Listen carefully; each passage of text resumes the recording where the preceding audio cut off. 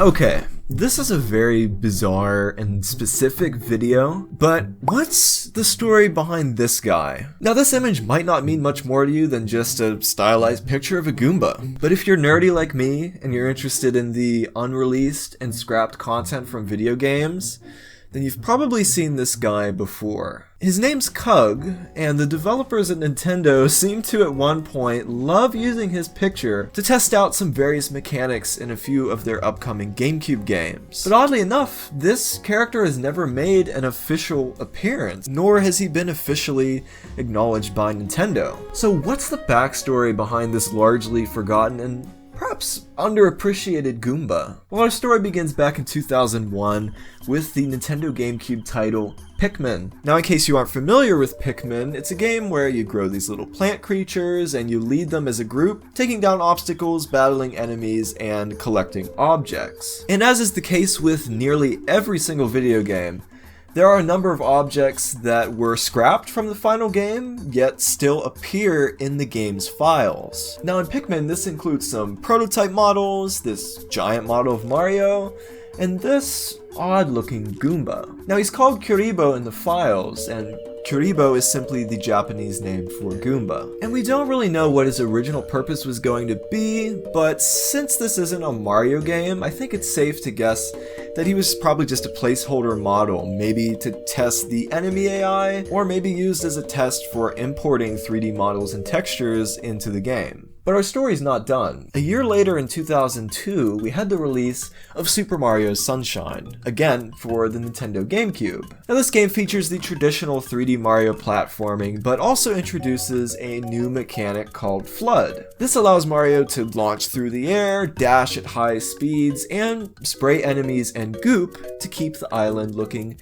clean and fresh. And boy, Isle Delfino is the perfect vacation destination in my book. And just as before, there are a ton of unused assets left over in the game's files, including this Yoshi nozzle for the flood, an ice cream cart, a mysterious enemy called Hinokuri, and here's this Goomba again. This time he's in a paper-like form, and his name is KUG. Now in this instance, we do know what he was used for. He was used as a test enemy, and there are actually 5 unused animations for him, which just show this flat texture warping around in weird ways. But interestingly, he's actually loaded into the game right under the clam ride at Pina Park, although you can never see him unless you glitch the camera through the ground. And get this, if Mario somehow manages to jump on him, KUG will shock Mario. So you definitely see a bit of that enemy testing. Oh, but it gets weirder than that. So as I mentioned before, one of the mechanics in Super Mario Sunshine is the ability